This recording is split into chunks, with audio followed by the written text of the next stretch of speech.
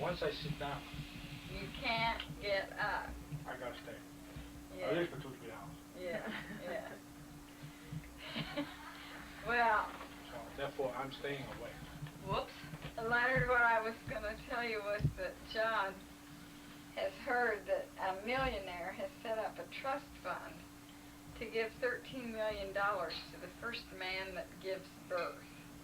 And so he's eating for 2. It's an old story, Rockefeller. Rockefeller. The original Rockefeller, who's in the century. Yeah. Which is a well-known documented fact. I can believe that. They did that. So, you tell me about how the experiments are going with the mice. Uh-huh. You know, prime candidate. Well, you know it involves a cesarean section, don't you? Okay. It's okay, huh? No problem. You're hooked up with the right person there, I think. Yeah. John, I think Margie might be able to help you. Oh, I At think least talk you into it. Yeah, I'll give her $1 million. Oh, you'll give me one of the 13 million, huh? Hey, John, for the record, how about telling Art and Leonard and Annabelle how you and Barb met? Oh, I gotta tell it again, huh? Well, they Oh, it's for the haven't record. heard He's it. got the mic on. But they haven't heard Oh, it. this is gonna be documented. Okay. Yeah, you may want to color it up a little bit differently. I'm gonna have to definitely censor it.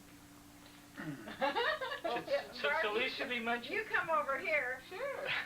Barb, you can come over here so you can edit. No Okay. facial expressions. No Well, how facial did Barbara and I meet? We met on a TSS Fairwind of the, what lines is that? Sitmar. Sitmar lines. A Caribbean cruise over Thanksgiving. Second day out, they have a singles party for all the singles on board to meet one another. Now, I went on a cruise last year, but I didn't go to singles party. But this year, my brother, who was with me, talked me into it. And we go there at 3 o'clock in the afternoon, and all the women are getting these ticket stubs, like go to a movie theater, to go in. None for the men. So we sit down. I go to my brother Jimmy. He says, "What's going on here? It's only about 6 men and about 60 women. Half of them over 60 years old, widows or whatever." But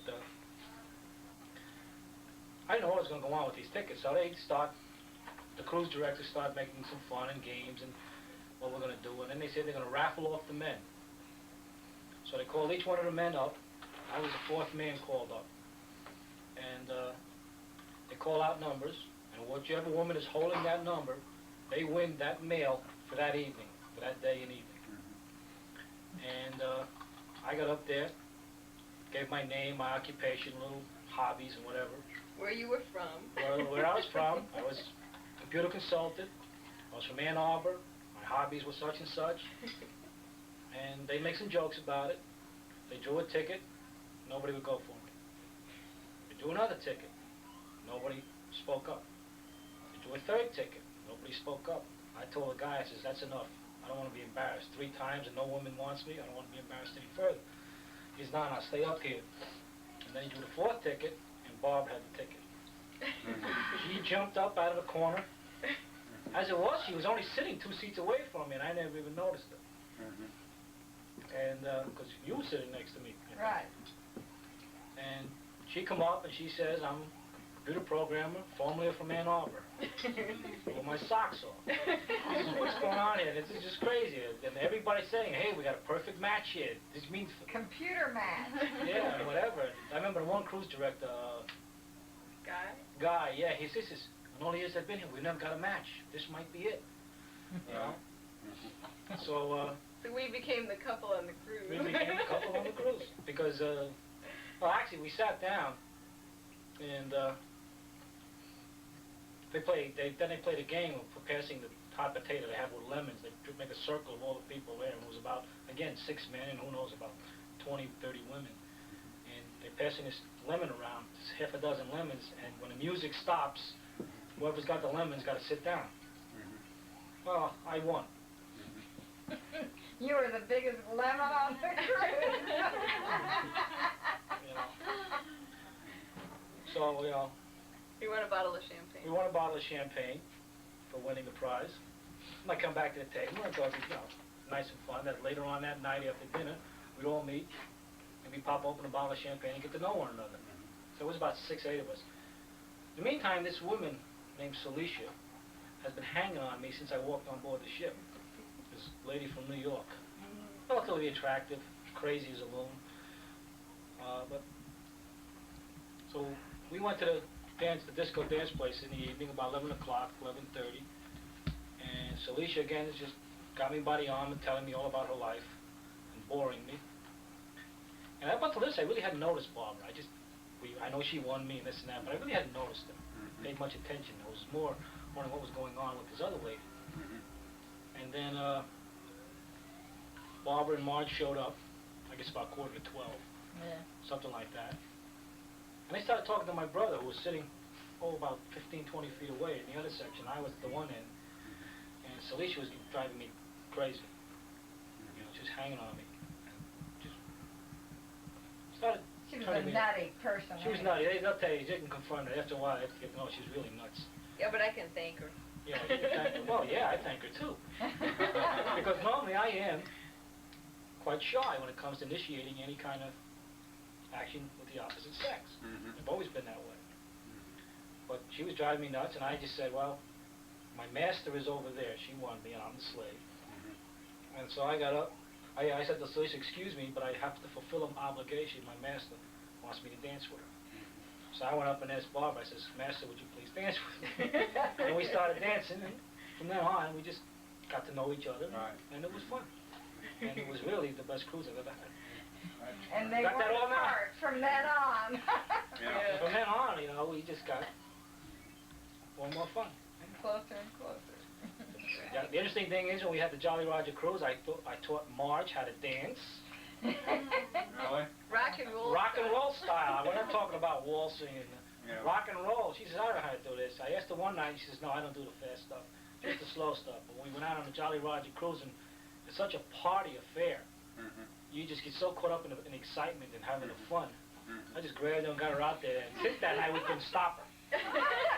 Every night after that, she was at the disco with us dancing rock and roll. And it's Till the wee hours. Till the wee hours, 2 o'clock in the morning. Well, that's because why you had so much fun on the cruise. Annika, I had to stay up and chaperone. Sure, I know. And, you know, one night I was so tired, and I asked Rich and Lorna, who sat at our table, would you go out and chaperone Barb and John tonight so I can go to bed early? Well, I know 40 and 45-year-old or 35 and 40, whatever, they really need to be chaperoned. Oh. That's right. Yeah. So I went to bed the next morning at breakfast. I said, well, Lorna, how did you and Rich do? Well, we went up there. We couldn't find them anywhere. Yeah, I know. I'm a mother. But it was fun. So I go out there, and we're riding these horses. They gave me this horse. I don't remember the name anymore. And we're just trotting along easy. He says, you want to take him for a good run? I says, sure. I like to really let it go. Go ahead. So I kick the horse with my heels, just not even thinking twice of what I'm doing. The horse starts bucking and jumping. Really? And it was all I could do. I didn't get off. He didn't throw me, but I finally got to stop halfway up a sand dune. I looked around, and they're all laughing at me. Well, what's going on? He says, our horses only go by voice commands. When you kick them, they just get mad. Really? I'm glad. I wish they would have told me. Yeah. Now, from then on, all I said was, gallop. The horse took off. You know, but I learned a lot about horses. Okay, is this going to be 20 questions now? Is that it? Yeah. Well, John, tell us about your parents, where they came from and where they raised you and your brothers and so forth.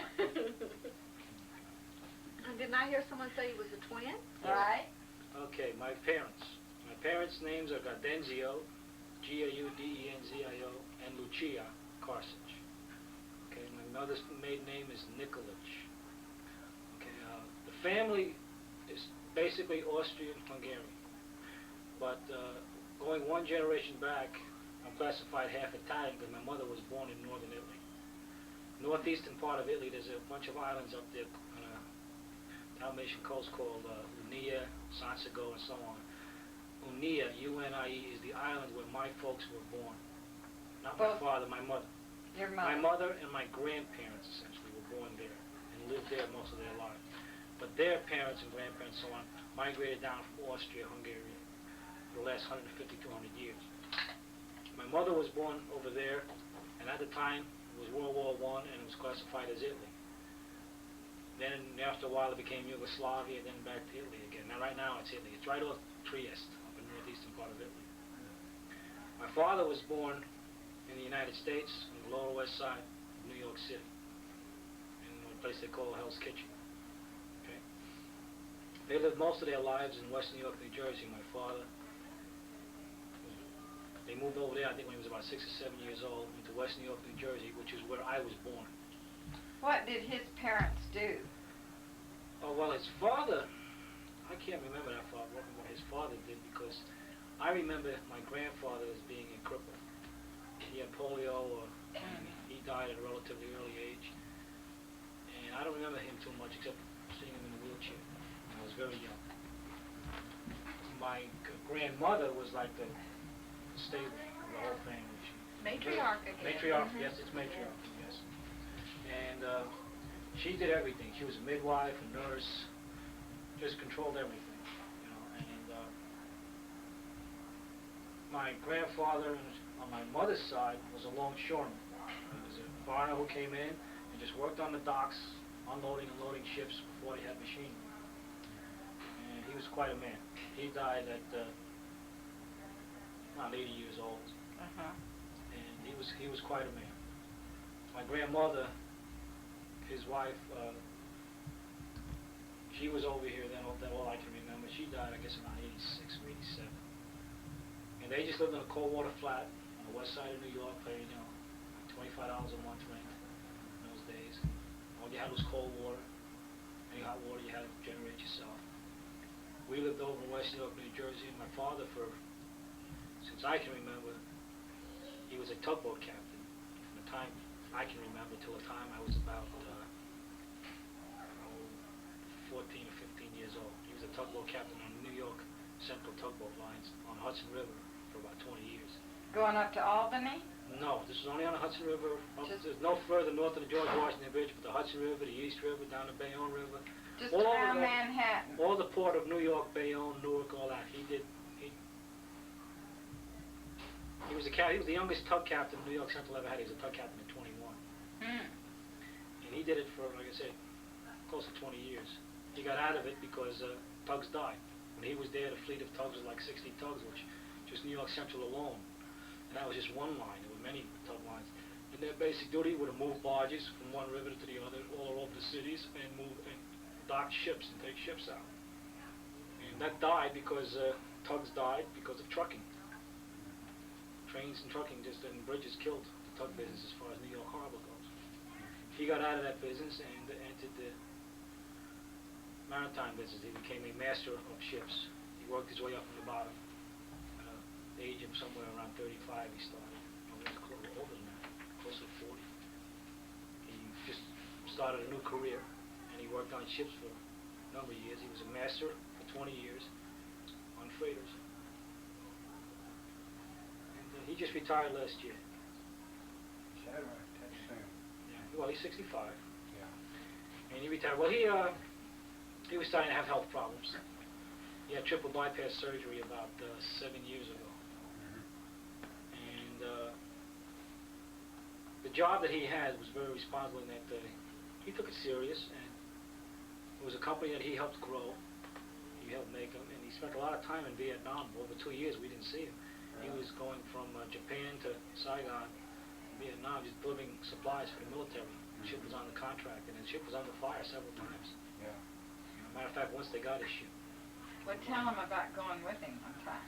Oh, 1965, my junior year in college, I was looking for a summer job, and I just sort of talked to my father and said, hey, how's the chances of me going to sea? I've never been anywhere. He got me my Seamen's papers, got me hooked up with the Seamen's Union, International Union, and then I went down to the Union Hall and put my name in to go to sea for the summer. First job that they offered me was to go catch a ship in San Francisco that was going to China. I was in those days a baseball player. And I was not home when they called. I was out playing baseball. So I missed that opportunity. Then about a week later, I got a call to go down to Port Arthur, Texas, and pick up a ship down there. And so I was home, borrowed some money from my mother, bought a plane ticket, and went down to Port Arthur, Texas. And I know this sounds like it's a made-up job, but it's not. It was my father's ship. You're a kid. No, it was just strictly coincidence. The Union sent me down to my father's ship. I found out, after they sent me down, I said, I couldn't believe this. I called my father on the phone down and told him to pick me up at the airport. And then, of course, a little nepotism took over. Yeah. I mean, I got on the ship. He was working. I mean, it wasn't on his ship. He was his still ship. on. Yeah, it was his ship. Well, yeah, he was the captain. master. He's the master of the ship. He doesn't own the ship. But legally, in international waters, he does own the ship. He does own the ship in international waters. He is the legal owner. That's the way the sea law is in international waters. But so we got on the ship at Port Arthur, Texas, went down to Mississippi, out the Gulf. We were at sea one day. I got promoted.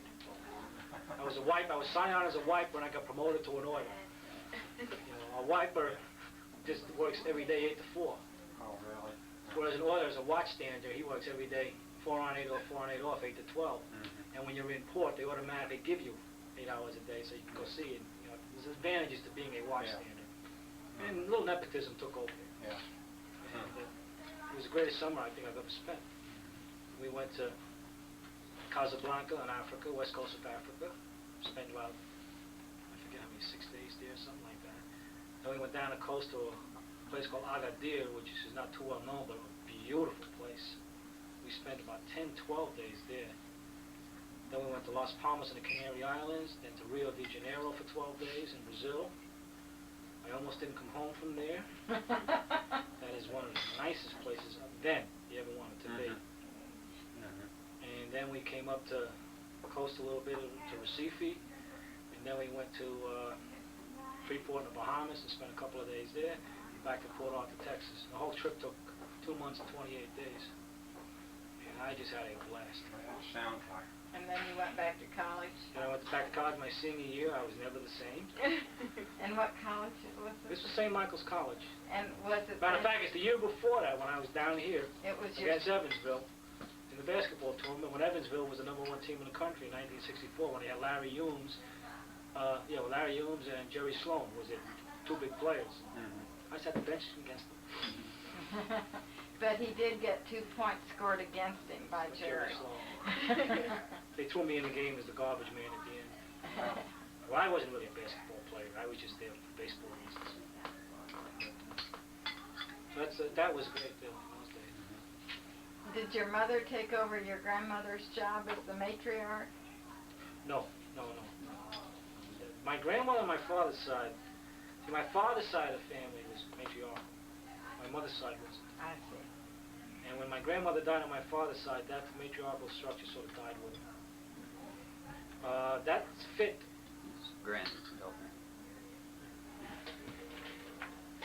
That fit way back. In those days when we were just coming over, immigrants were coming over and needed some kind of structured order. But for the first generation American, like myself, well, I'm actually 1 1/2 we got my father. We never fell into that. We were too Americanized. Yeah. The structure, we brought up in the. Matter of fact, my grandmother and I, for a long time, didn't get along too well because I would never succumb to her will. And he'd tell him about his family. And it got to be pretty nasty for a while because she really tried to get me and my brothers under her will, and my older brother and I, we are as stubborn, if not more stubborn than she was. And we were getting a lot more educated than she was, so we didn't believe a lot of what we heard. So he and I were probably the 2 most educated. My twin brother, none of us are alike. We're 3 totally distinctly different. If the other 2 walked in here and I wasn't here, you probably would never know that my brother except for the accent and the voice. We don't look alike, we don't act alike, our interests are totally different. Don't either one of them resemble you more than the other? Not really. Not really. You're all If anyone, maybe my older brother does. yourself. And yet he doesn't look like me. My twin brother, totally different. I don't have any pictures with me. I don't carry them. We don't look alike at all. We act totally different. My older brother is a year and a half older. He's big.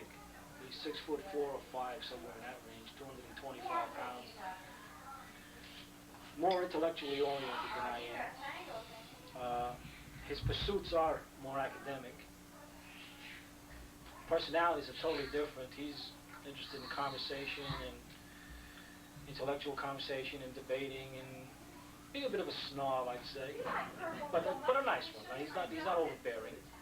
You know, for a long time we weren't close at all because our interests were so different. We've become close in the last few years since we started going cruising together. And Jimmy's two main things in life is working hard and getting rich.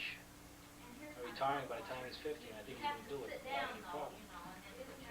My twin brother is a party man from the word go. His life is totally social.